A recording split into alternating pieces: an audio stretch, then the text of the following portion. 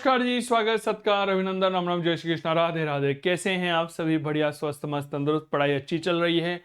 RPSC first grade exam की तैयारी अच्छे तरीके से करिएगा।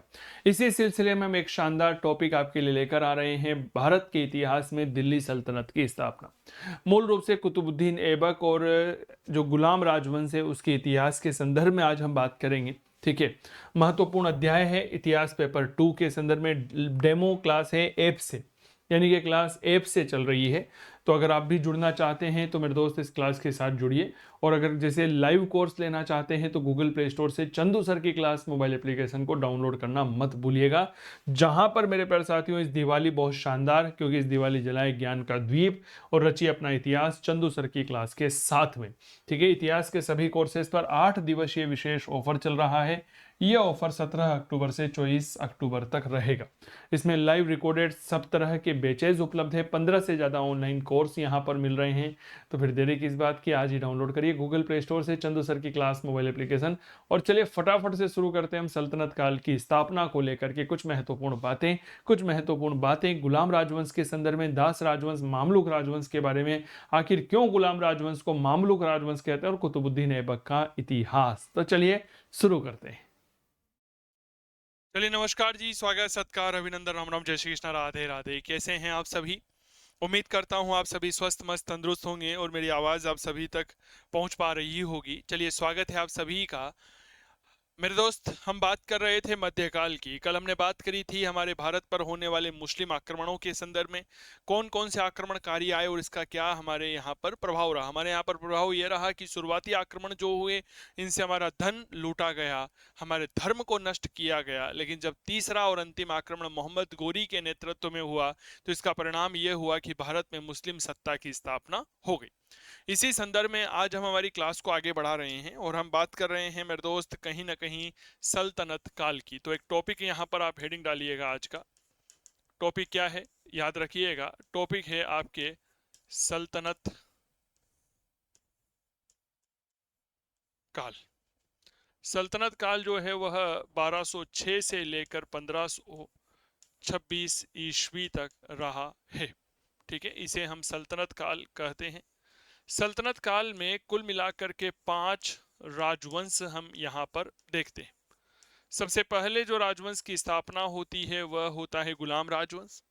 दूसरा राजवंश जो हमारे इतिहास में आता है उसे हम खिलजी राजवंश कहते हैं। फिर तुगलक आता है, फिर सैयद आता है और फिर लोधी राजवंश हमें देखने को मिलता है। क्लियर हो गई? तो 5 राजवंशों का इतिहास रहा है। ठीक है, सबसे पहले अगर मैं बात करता हूं तो यहां पर हमें देखने को मिलता है जी गुलाम वंश। इसी गुलाम राजवंश को हम क्या कहते हैं? दास वंश कहते हैं। मेरे प्यारे साथियों, इसी को हम इतिहासकार प्रोफेसर हबीबुल्ला साहब ने मामलुक वंश कह करके संबोधित किया है। क्या कहा है इसे? मामलुक। मामलुक कहा है, मामलुक।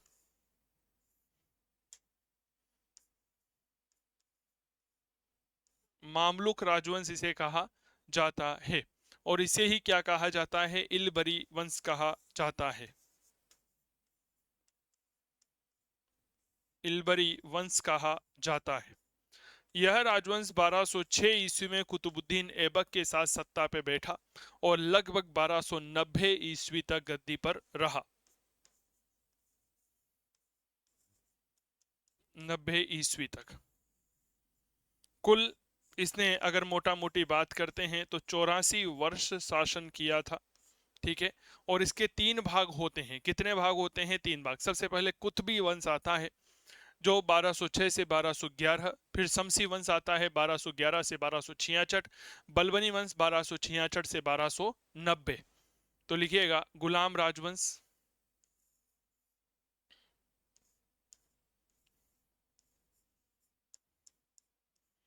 तीन भाग है। सबसे पहला हेडिंग डालिएगा जिसे हम कुतबी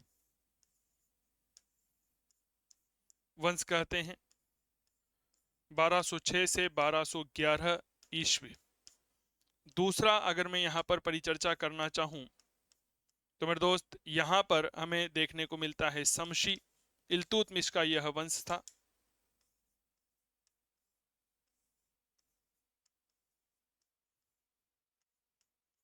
1211 से 1266 ईस्वी। और इसी में जो तीसरा महत्वपूर्ण भाग आता है, इसे हम कहते हैं बलबनी वंश।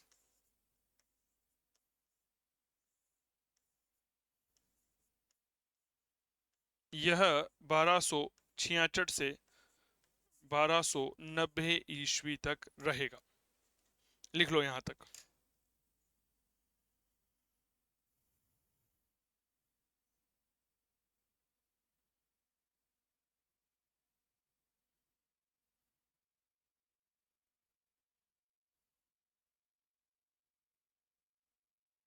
लिखिए, लिख लिया। गुलाम राजवंश। इसके बाद खिलजी राजवंश आता है। खिलजी राजवंश 1290 से लेकर के 1320 ईस्वी तक शासन करता है, लगभग 30 वर्षों तक। लिखिएगा नंबर 2।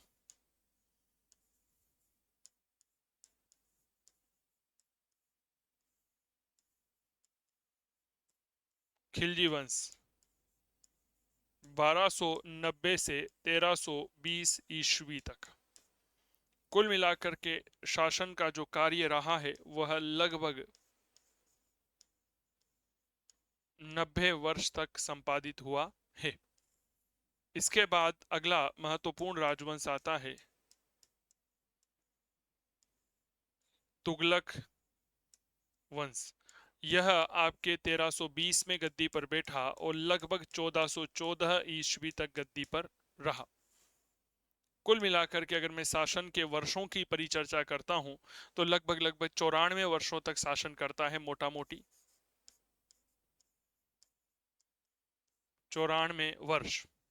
इसके बाद नंबर 4 जो आता है उसे हम कहते हैं सैयद राजवंश। सैयद वंश जो है यह आपके खिलजी वंश, तुगलक वंश, सैयद वंश, यह 1414 ईस्वी से लेकर के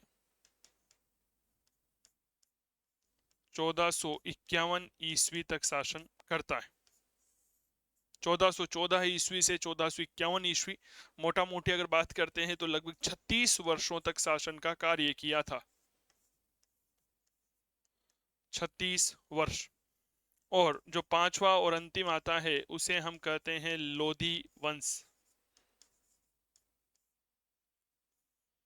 लोधी वंश मूल रूप से 1451 से लेकर के 1526 ईस्वी तक यह शासन करता है।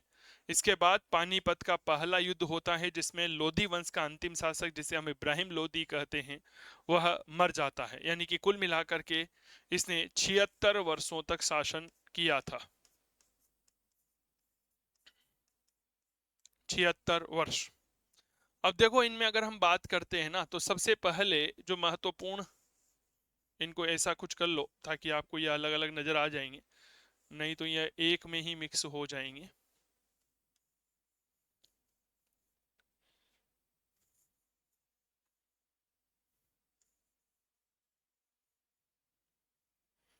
अब क्लियर हो गया। अब इनके देखो कि सबसे ज्यादा राजवंश समय जो है ना, ये 90 वर्ष नहीं, ये 30 वर्ष होगा। ये कितने वर्ष होगा? ये 30 वर्ष होगा। ठीक है, लिख लो। सबसे ज्यादा शासन तुगलक करते हैं, तुगलक हो गई। तुगलक के बाद गुलाम, गुलाम के बाद लोधी, लोधी के बाद जो है सैयद, और सबसे लास्ट में खिलजी। इसीलिए इसके लिए एक ट्रिक मैंने बताई है कि क्या बताई है कि तुगलक जो होते हैं, उन तुगलकों से व्यक्ति जो है वह खींच जाता है। खींचने का मतलब क्या होता है? उकता जाना, यानी कि एक तरह से कहते हैं ना कि परेशान हो जाते हैं। हम अक्सर अखबारों में पढ़ते हैं तुगलकी फरमान, पढ़ते नहीं पढ़ते? हम क्या कर रहे हैं जी? तुगलकी फरमान। तो भाई साहब, तुगलकों से जो है खींच गया हूं। ठीक है, तो लिखिए तुगलकों से खींच जाना। एक ट्रिक लिखिएगा यहां पर।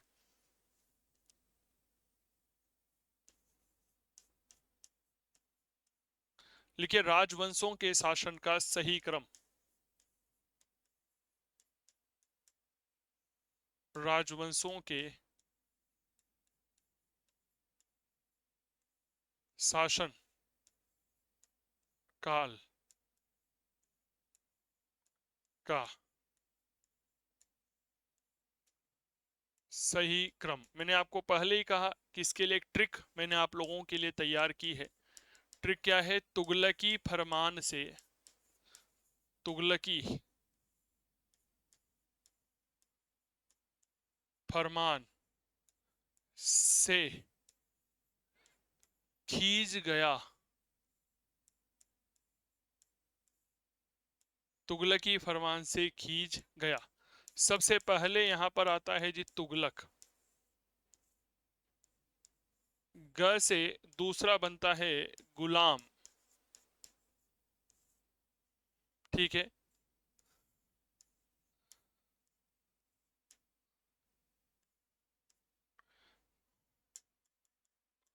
ल, गुलाम, ल ल है भैया, ल ल से लोदी, नंबर 3 लोदी,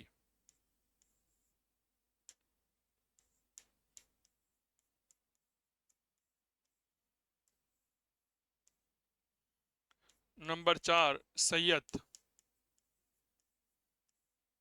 और खींच जाना यानी कि खिलजी वंश,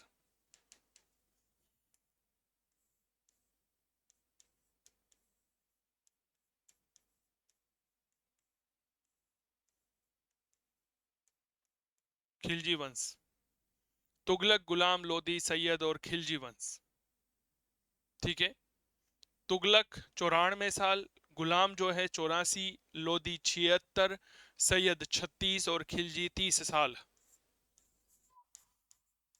94 वर्ष, गुलाम 84 वर्ष, लोदी 76 वर्ष, ठीक है। सैयद लगभग लगभग मोटा मोटी बात करता हूं तो 36 वर्ष, और खिलजी जो है यह लगभग 30 वर्ष। लिख लो भाई। ऐसा भी पूछा जा सकता है, फिर हम कंफ्यूज हो जाते हैं। कभी कभी क्या होता है ना, हमारे एग्जाम में बहुत छोटे छोटे प्रश्न पूछ लिए जाते हैं और हम प्रश्नों को नेग्लेक्ट कर देते हैं, नकार देते हैं, बस वहीं पर हमारी गलतियां शुरू हो जाती है, ठीक है। एक प्रश्न पूछा जाता है सामान्य तौर पर, जो एक परंपरा रही है कि जो विभिन्न राजवंश हुए हैं इनके राजाओं का सही क्रम क्या होगा। तो कहा जाता है कि सर, जो गुलाम राजवंश है इसका संस्थापक कुतुबुद्दीन ऐबक था। इसके बाद आता है हमारे खिलजी राजवंश, जलालुद्दीन खिलजी। फिर उसके बाद तुगलक, गयासुद्दीन तुगलक। सैयद राजवंश खिज्र खान, और लोदी राजवंश बहलोल लोधी, ठीक है। तो इसके लिए भी मैंने एक ट्रिक बनाई है कि देखो तो सलीम, देखो तो सलीम, कुत्ता जल गया है, जाओ खिचड़ी बना ले आओ, खिचड़ी बनवा लो, ठीक है। देखो तो सलीम, कुत्ता जल गया, खिचड़ी बनवा लो। तो एक ट्रिक और याद रखिएगा, राजवंश और उनके संस्थापक। अगली बात लिखेंगे हम, लिखिए। राजवंश व उनके संस्थापक। आपको पता होगा मैं ट्रिक ज्यादा नहीं बताता हूं, आपने प्राचीन भारत देखा होगा, वहां पे केवल मगध साम्राज्य में एक ट्रिक बताई है। और वो ट्रिक कौन सी थी? हसीन माशूका, याद होगा आप लोगों को। तो मैं कोई बहुत ज्यादा ट्रिक नहीं बताता हूं, इस बात को याद रखिएगा। लेकिन कभी कभी क्या होता है ना, कुछ चीजों में ट्रिक बताना आवश्यक होती है। तो इसकी ट्रिक लिखिएगा, देखो तो सलीम। पहली ट्रिक, कुत्ता जल गया, बेचारा कुत्ता मर गया और इनको खीर खानी है, खीर बनवा लो, खीर बनवा लो। ये ट्रिक है सर। ट्रिक क्या है कि देखो कुत्ता जल गया, है ना, देखो तो सलीम कुत्ता जल गया है, खीर बनवा लो। तो देखिए, यहां पर हम बात करते हैं राजवंशों की, और यहां पर हम बात करते हैं उनके संस्थापकों की। चलिए, सबसे पहले एक शब्द आया है दे, ठीक है। दे, दे जो है यहां से राजवंश बनता है दास राजवंश। ठीक है, दूसरा आता है ख, खो, खो यहां से बनता है हमारा खिलजी राजवंश। ठीक है, तीसरा बनाइएगा तो में शब्द बनता है तुगलक। और एक होता है स, सलीम में स, यहां से देखो तो सलीम। ठीक है, यहां से बनता है सैयद। और अंतिम बात लिखिएगा लो, लीम, लीम, लीम से बनता है लोदी, लोदी। अब संस्थापक देखिएगा,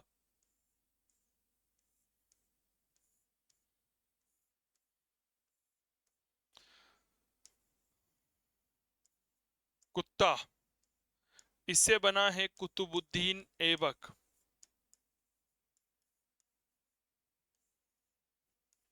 गलत मत लीजिएगा किसी भी बात को, ये निवेदन कर रहा हूं, ये केवल एक ट्रिक है। जल यानी कि जलालुद्दीन खिलजी,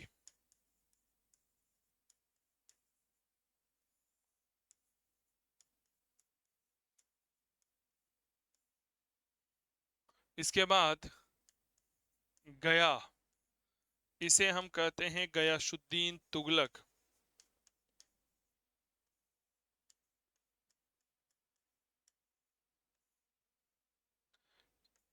खीर,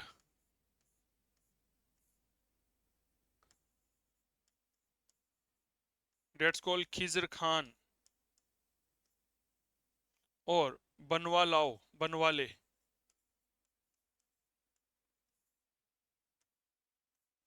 इससे बना बहलोल लोदी।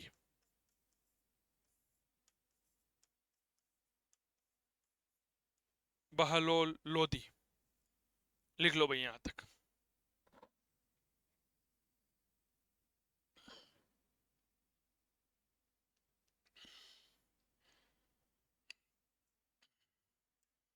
बहलोल लोदी।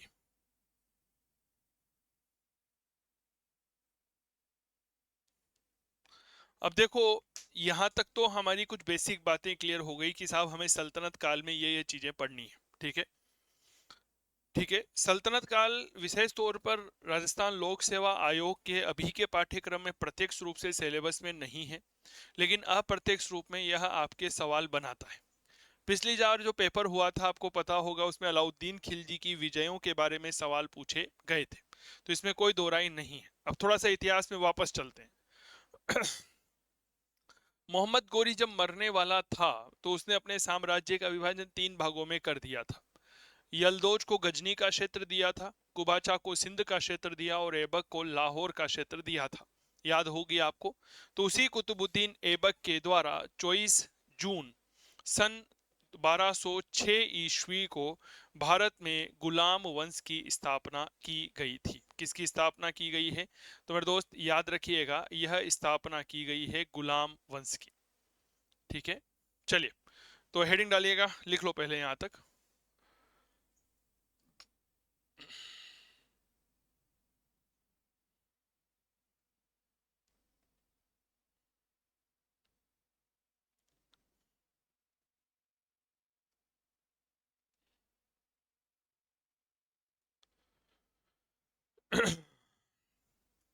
चलिए साहब हेडिंग डालिए।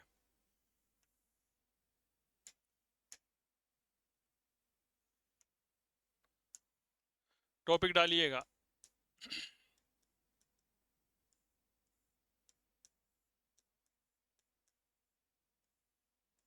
गुलाम वंश, इसे अंग्रेजी में स्लेव डायनेस्टी कहते हैं।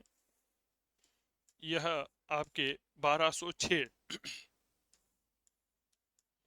से लेकर के 1290 ईस्वी तक शासन करता है। इसी गुलाम राजवंश को हम दास राजवंश, मामलुक राजवंश, इल्बरी वंश भी कहते हैं। मूल रूप से इस दौरान तीन राजवंश हुए हैं, कुतुबी वंश, ससबनी वंश, शमसी वंश और बलबनी वंश। ये हम सब चीजें पढ़ चुके हैं, लेकिन इस गुलाम वंश को ही हम एक शब्द के तौर पर जानते हैं जिसका नाम आता है जी मामलुक वंश। अब यहाँ पर इस बात को समझिए कि ये मामलुक का मतलब क्या होता है। देखो, मामलुक शब्द सबसे पहले प्रोफेसर हबीबुल्लाह ने प्रयोग किया था, और यह शब्द मिस्र का शब्द है जिसका तात्पर्य होता है स्वतंत्र माता पिता से उत्पन्न संतान, यानी कि एक ऐसे संतान जिसके माता और पिता दोनों के बारे में कोई जानकारी नहीं हुई है। चूंकि इस राजवंश के जितने भी शासक हुए हैं उनमें से अधिकतर शासक दास थे, इसीलिए इस राजवंश का नाम क्या पड़ गया? दास राजवंश पड़ गया।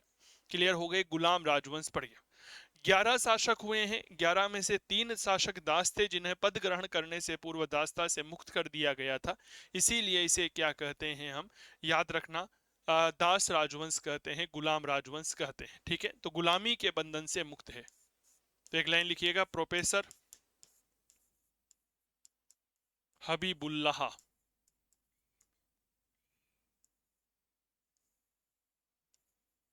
लाह ने गुलाम वंश के लिए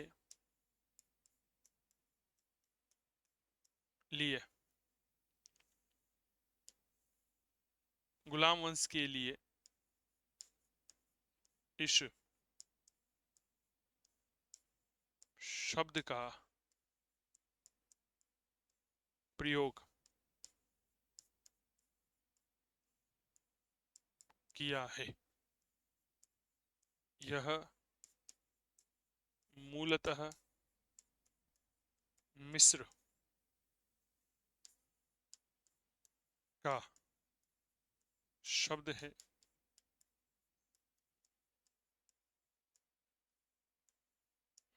जिसका शाब्दिक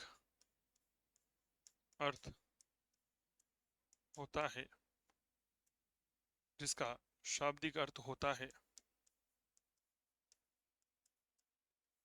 स्वतंत्र माता पिता से उत्पन्न संतान। ठीक है, या गुलामी के बंधन से मुक्त, या गुलामी के बंधन से मुक्त। ये दो शाब्दिक अर्थ सामान्य तौर पर माने जाते। क्लियर हो गई? मूल रूप से मिस्र का यह शब्द होता है और इसका शाब्दिक अर्थ होता है स्वतंत्र माता पिता से उत्पन्न संतान या गुलामी के बंधन से मुक्त। क्लियर हो गई बात? चलिए, अब इस राजवंश को हम क्या कहते हैं साहब? इस राजवंश को हम कहते हैं दास राजवंश। ठीक है, क्यों कहते हैं? क्योंकि भाई साहब, 11 शासकों में से 3 शासक जो है वह दास थे, और उन्हें भी पद ग्रहण करने से पूर्व दासता से मुक्त कर दिया गया था। तो लिखिएगा अगली बात,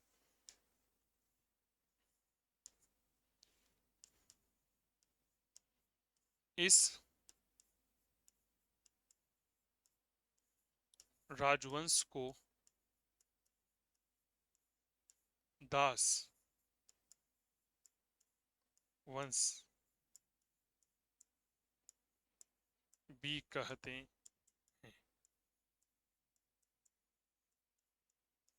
क्योंकि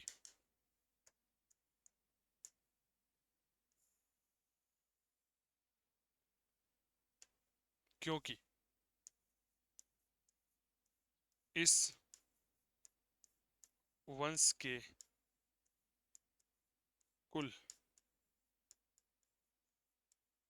11 शासकों में से 3 शासक, 3 शासक का नाम लिखना चाहो तो लिख लो। पहला कुतुबुद्दीन ऐबक, दूसरा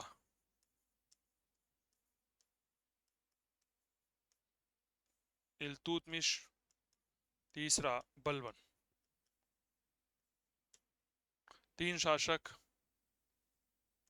शासक बनने से पहले, ठीक है, ऐसा कर सकते हैं, तीन शासक जो हैं वह दास थे, लेकिन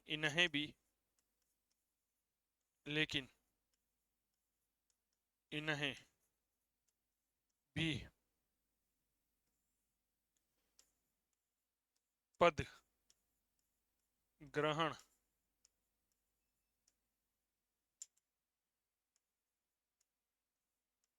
करने से पूर्व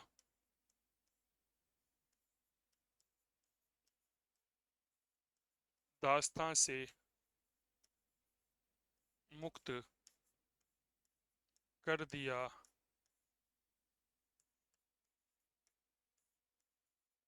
गया था। लिख लो भाई। तीन शासक जो है वह दास थे, जिनमें कुतुबुद्दीन ऐबक का नाम आता है। क्लियर हो गई।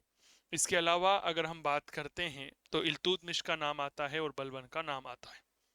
इसीलिए इसे क्या कहते हैं, हम दास राजवंश भी कहते हैं।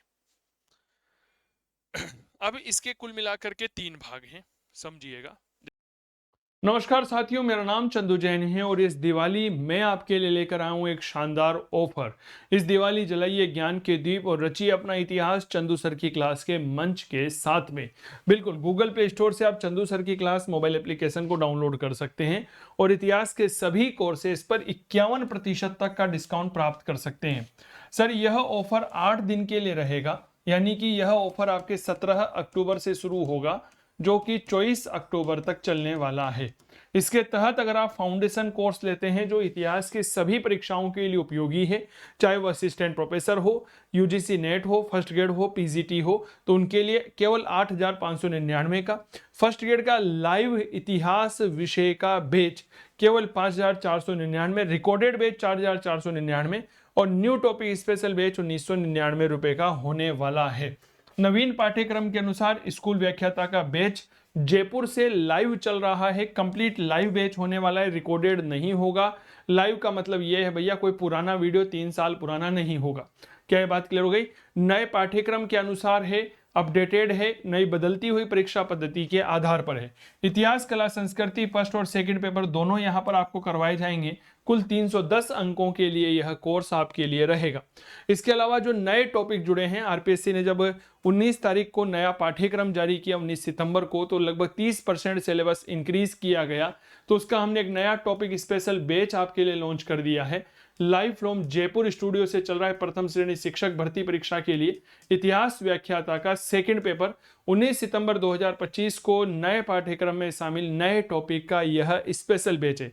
इस तरह का राजस्थान में कहीं पर भी कोई दूसरा बैच नहीं है। इसके अलावा 15 से ज्यादा ऑनलाइन कोर्स हमारे एप्लीकेशन पर उपलब्ध है। गूगल प्ले स्टोर से आप आज ही डाउनलोड करिए चंदू सर की क्लास मोबाइल एप्लीकेशन। जैसे हिस्ट्री फाउंडेशन है, फर्स्ट ग्रेड का इतिहास पेपर 2 है, first grade history paper 2 recorded है, लाइव है, टॉपिक स्पेशल लाइव बैच है। इतिहास दर्शन का बैच है असिस्टेंट प्रोफेसर और यूजीसी नेट के लिए। क्लियर हो गई? यूजीसी नेट एग्जाम के लिए। इसके अलावा सेकंड ग्रेड एसएसटी है, first grade topic wise test series है, PGT history topic wise test series है, प्राचीन भारत लाइव और रिकॉर्डेड है, मध्य आधुनिक विश्व इतिहास है, यूपी टीजीटी है, notes hard copy soft copy सब तरह के कोर्स यहाँ पर आपको मिलने वाले।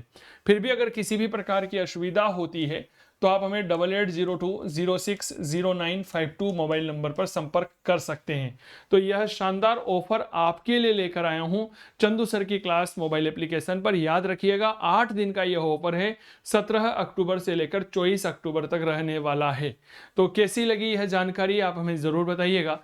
बाकी स्वस्थ रहे, मस्त रहे, तंदुरुस्त रहे और गूगल प्ले स्टोर से डाउनलोड कर लीजिएगा चंदू सर की क्लास मोबाइल एप्लीकेशन। जय हिंद, जय भारत, धन्यवाद। इसे हम यहाँ पर पढ़ लेते हैं। गुलाम वंश।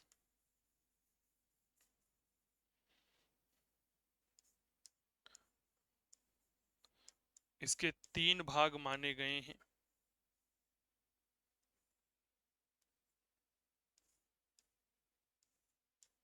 नंबर 1, कुतुबी वंश। कुतुबी वंश 1206 से 1211। इसका जो संस्थापक माना गया है वो है कुतुबुद्दीन ऐबक। दूसरा आता है शमशी वंश, 1211 से 1266 ईस्वी तक।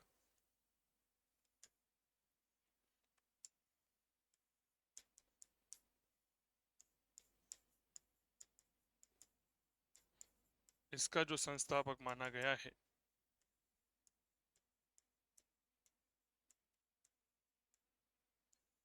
इल्तुतमिश। ठीक है,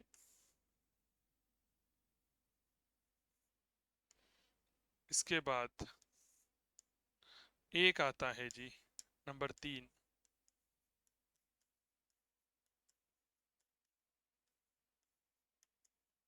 बलवनी वंश, 1266 से 1290 ईस्वी, और इसका संस्थापक माना गया है बलवन।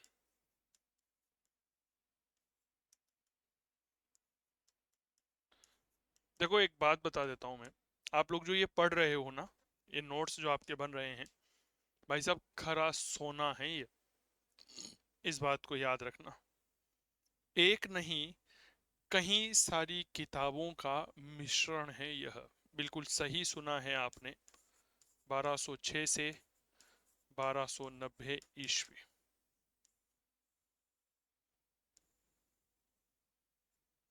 कई सारी किताबों का मिश्रण है, यह तो आपको लगता भी होगा ना कि हाँ सर नोट्स जो हैं बड़े गजब के आप बनवा रहे हैं। ठीक है, इसके बाद आपको कोई दूसरी किताब लेने की आवश्यकता नहीं होगी, ये बात याद रखना। फिर आप कहोगे सर फिर क्या पढ़े? भैया दूसरी किताब नहीं पढ़नी है आपको, ये बात याद रखना। आपको जो है ना वह अब फिर एमसीक्यू हल करने हैं, ज्यादा से ज्यादा एमसीक्यू हल करो, क्योंकि कई सारी ऐसी चीजें होती है जो हम क्लास में नहीं बता पाते हैं, तो आपको एमसीक्यू के माध्यम से भी मिल जाती। रजिस्टर में थोड़ी बहुत जगह छोड़ा करो कि अगर आप एमसीक्यू हल कर रहे हैं, प्रश्न हल कर रहे हैं और उसमें कोई नया तथ्य आपको मिल जाता है, तो उस नए तथ्य को आप वहां पर लिख सके। क्या ये बात क्लियर हो गई? हाँ या ना का जवाब जरूर साझा करिएगा। तो भैया सबसे पहला हम पढ़ रहे हैं गुलाम वंश। गुलाम वंश के 3 भाग हैं, हमने इसके बारे में पढ़ा। अब हम आपको लेकर चलते हैं इसके राजाओं के बारे में। तो सबसे पहले महत्वपूर्ण राजा आता है कुतुबुद्दीन ऐबक।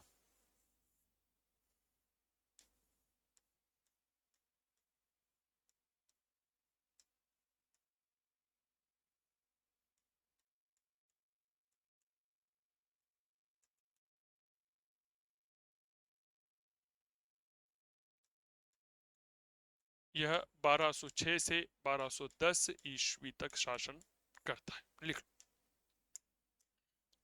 सबसे पहले यह देखिए कि ऐबक शब्द जो है इसका शाब्दिक अर्थ क्या होता है।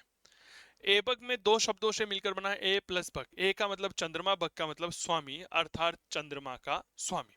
क्लियर हो गई? तो देखिएगा, एक शब्द है ऐबक। अब भाई साहब करिए इसका संधि विच्छेद। संधि विच्छेद करते हैं तो ए प्लस बक, अर्थात ए का मतलब हो गया चंद्रमा, बक का मतलब हो गया स्वामी, अर्थात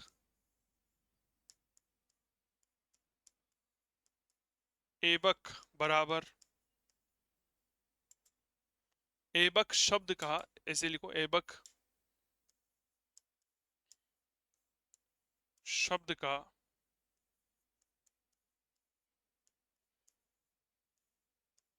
शाब्दिक अर्थ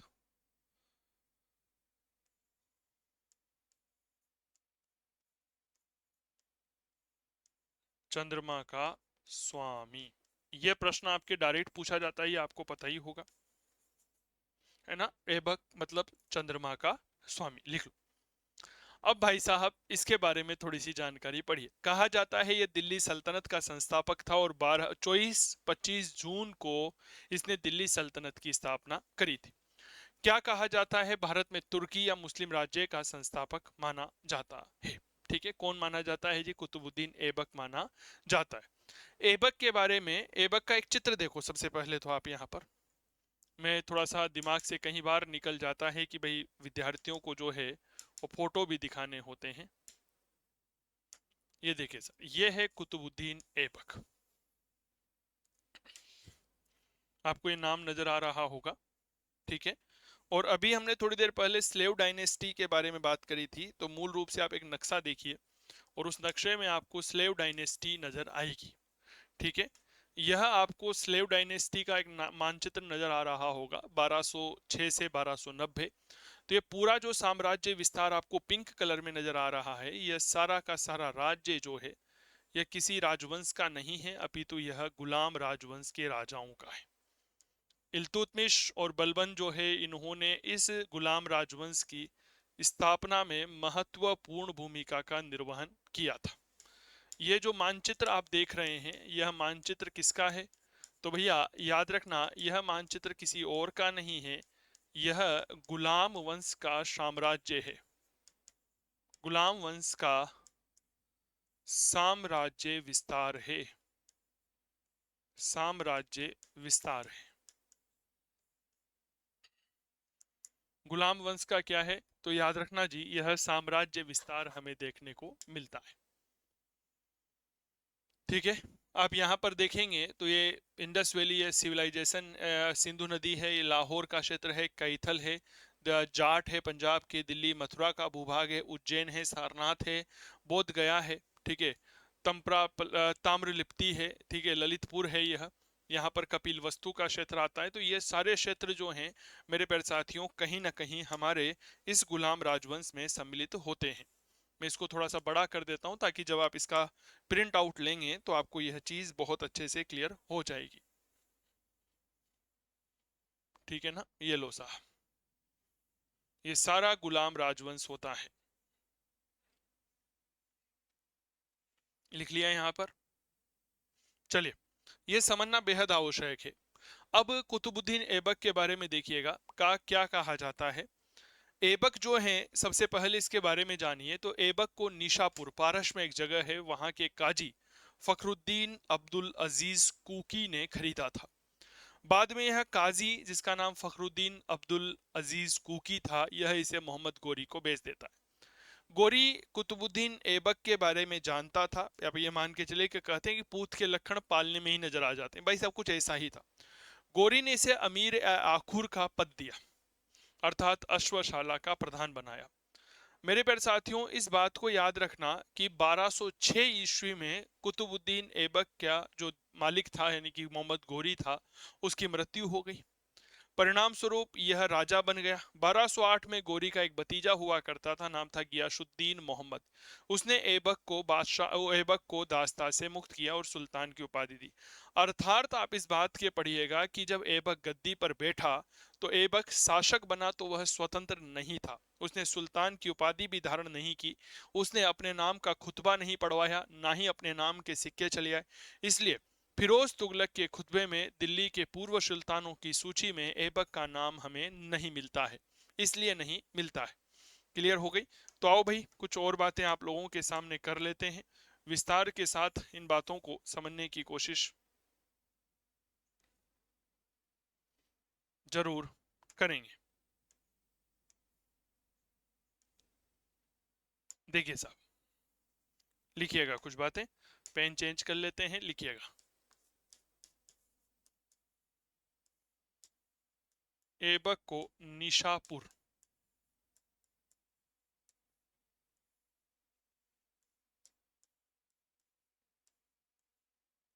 फारस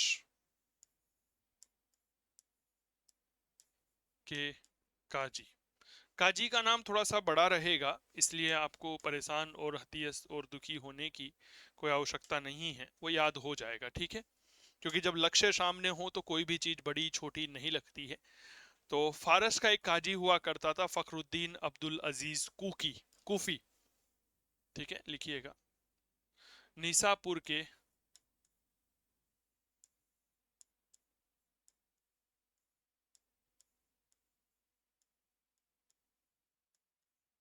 काजी फखरुद्दीन अब्दुल, ठीक है, नाम थोड़ा सा कठिन है पर याद रहेगा।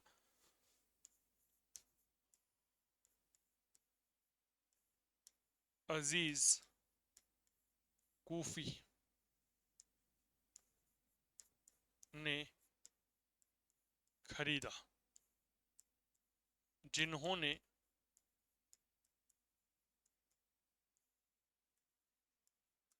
इसे बाद में मोहम्मद गोरी को बेच दिया। मोहम्मद गोरी को बेच दिया। ठीक है, नाम याद रहेगा ना? ठीक है, मोहम्मद गोरी को बेच दिया।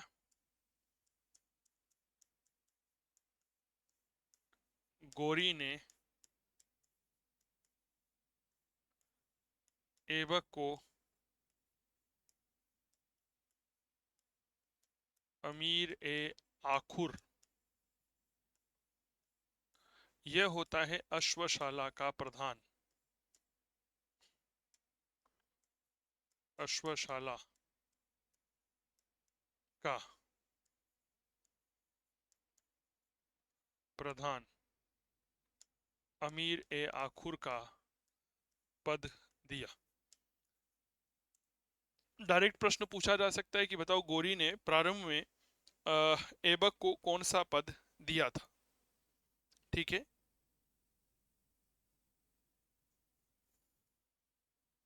ये बात थोड़ा सा याद रहेगी ना।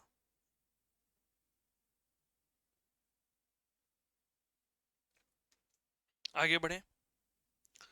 1206 ईस्वी में गोरी जो है वह ऐबक को लाहौर का प्रशासक बना देता है। अगली लाइन लिखिए, ऐसे ही लिखो, 1206 मत लिखो।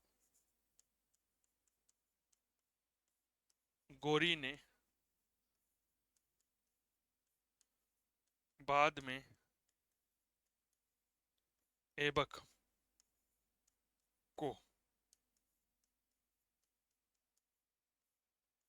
लाहौर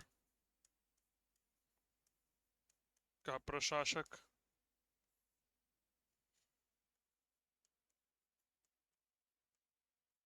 बनाया। क्लियर? अब देखो, लाहौर का प्रशासक बना दिया गया, गोरी की मृत्यु हो गई, और गोरी की मृत्यु होने के बाद कुतुबुद्दीन ऐबक ने लाहौर में ही अपने आप को बादशाह घोषित कर दिया। तो लिखिए,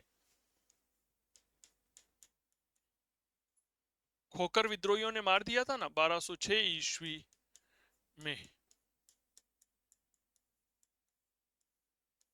गोरी की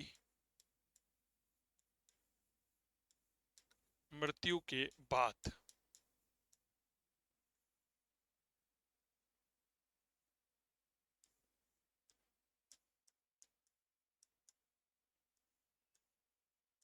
ऐबक ने लाहौर में 25 जून 1206 ईस्वी को अपना राज्याभिषेक करवाया।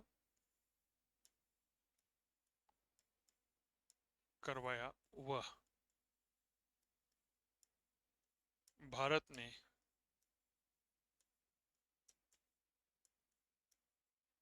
मुस्लिम सत्ता ओब्लिक तुर्क सत्ता ओब्लिक दिल्ली सल्तनत की स्थापना की।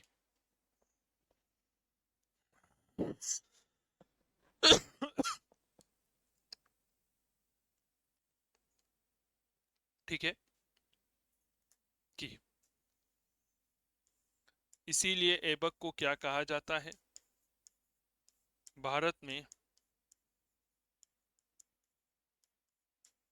मुस्लिम सत्ता या तुर्क सत्ता या दिल्ली सल्तनत का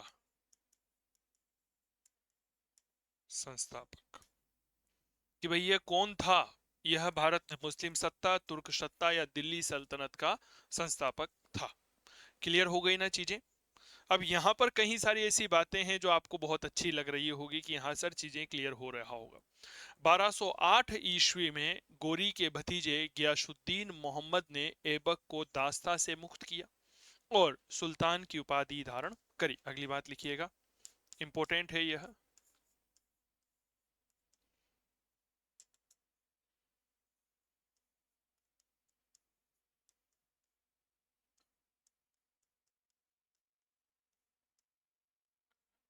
गोरी के भतीजे, ठीक है, गियासुद्दीन मोहम्मद, गयासुद्दीन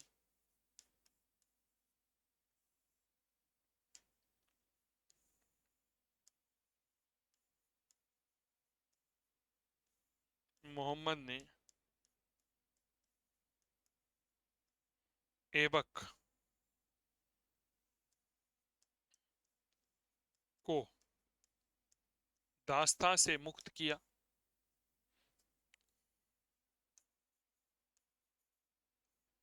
मुक्त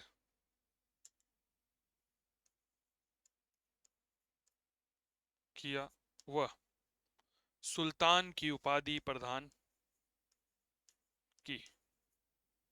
वह सुल्तान की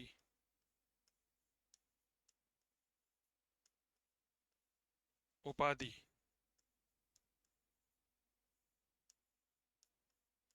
प्रदान की। दास्तां से भी मुक्त हो गया ऐबक, और मेरे दोस्त सुल्तान की उपाधि मिल चुकी है। कब मिली है? 1208 में।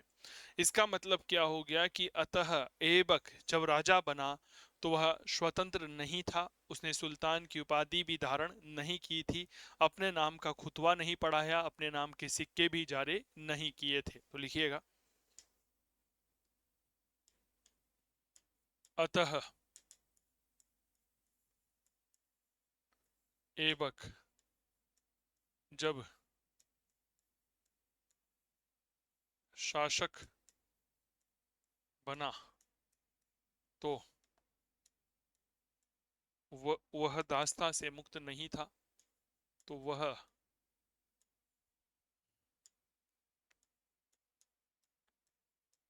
दास्ता से मुक्त नहीं था, मुक्त नहीं था।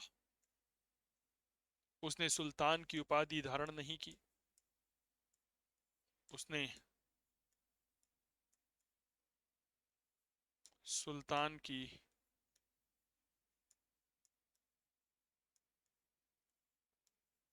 उपाधि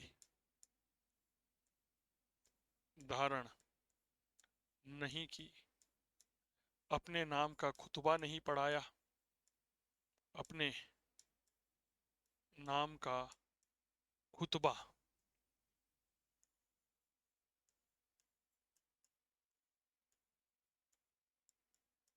नहीं पढ़वाया, अपने नाम के सिक्के भी जारी नहीं किए थे।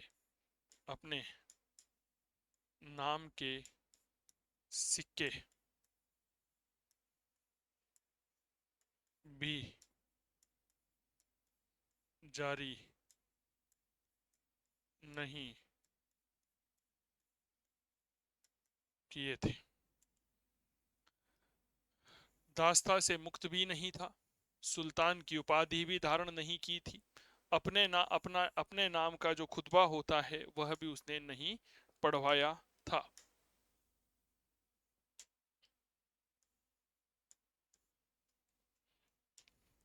नाम का खुतबा नहीं पढ़ाया और अपने नाम के सिक्के भी वह जारी नहीं करता है। खुतबा का मतलब क्या होता है? खुतबा का मतलब होता है एक प्रकार जब ईश्वर की इबादत की जाती है तो उसमें सुल्तान के नाम का वाचन किया जाता है, उसे खुतबा कहते हैं।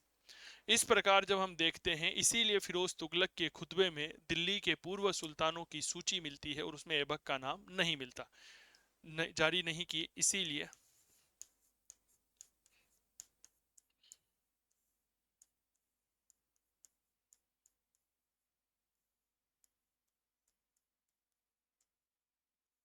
फिरोज तुगलक के खुतबे में मिलने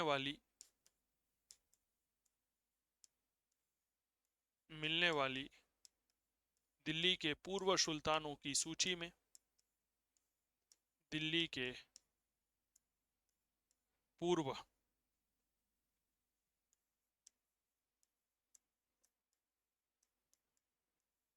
सुल्तानों की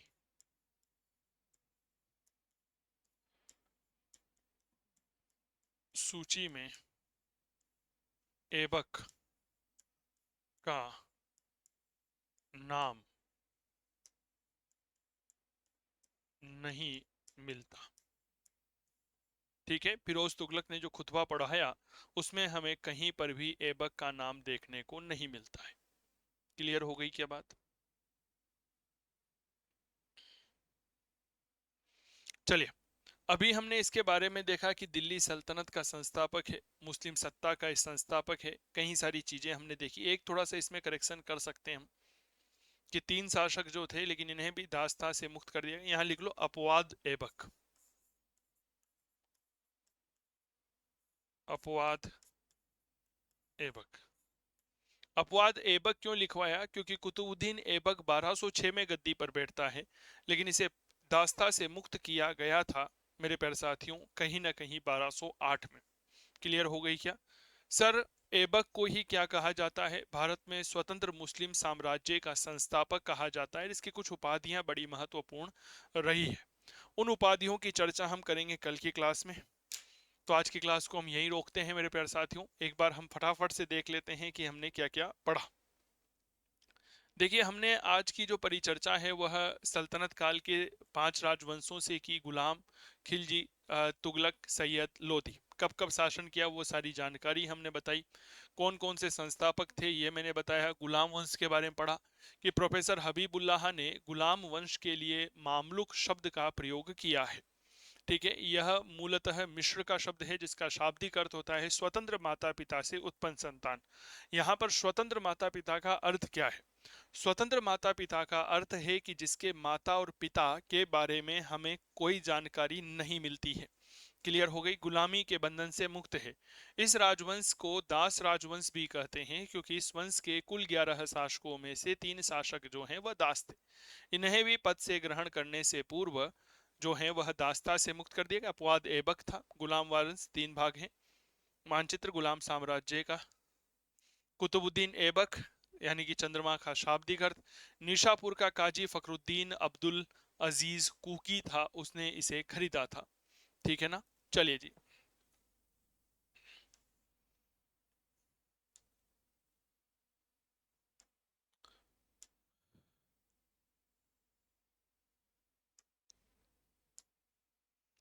जिन्होंने इसे बाद में मोहम्मद गोरी को भेज दिया। गोरी ने ऐबक को अमीर आखुर अश्वशाला का प्रधान दिया।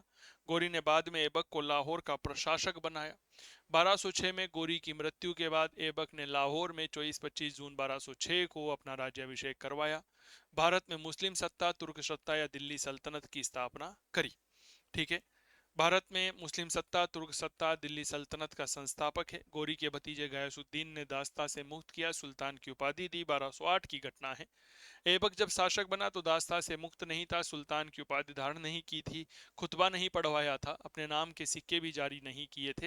ये बात याद रखिएगा। इसीलिए फिरोज तुगलक के खुतबे में मिलने वाले जो दिल्ली के पूर्व सुल्तानों की सूची है उसमें हमें ऐबक का नाम नहीं मिलता है। क्लियर हो गई? कल हम ऐबक के बारे में और जानकारी आप लोगों के साथ साझा करेंगे। तब तक स्वस्थ रहें, मस्त रहें, तंदुरुस्त रहें और करते रहें इतिहास की बात चंदू जैन के साथ। नमस्कार। कैसी लगी आपको यह क्लास सल्तनत काल का एक परिचय को लेकर के या सल्तनत काल की स्थापना को लेकर के? कुतुबुद्दीन ऐबक, गुलाम राजवंश के बारे में हमने कुछ जानकारियां आपके साथ साझा करी। इतिहास के ऑनलाइन कोर्स लेने के लिए और इस तरह की अद्भुत तैयारी करने के लिए पूर्णतः लाइव अपडेटेड कोर्स आपके लिए उपलब्ध है। कहाँ पर? चंदू सर की क्लास के मोबाइल एप्लीकेशन पर। इतिहास का वन स्टॉप सॉल्यूशन है चंदू सर की class mobile application. Google play store से डाउनलोड कर सकते हैं। इसका लिंक हमने डिस्क्रिप्शन बॉक्स में कमेंट कर दिया है। बहुत बहुत बहुत धन्यवाद। स्वस्थ रहें, मस्त रहें, तंदुरुस्त रहें और लेते रहें इतिहास के इस अद्भुत ऑफर का लाभ, जिसके अंतर्गत 8 दिवसीय ऑफर है 17 से 24 अक्टूबर तक। इतिहास के सभी कोर्सेज पर बहुत ज़बरदस्त डिस्काउंट आपको यहाँ पर दिया जा रहा है। बहुत बहुत धन्यवाद। जय हिंद, जय भारत।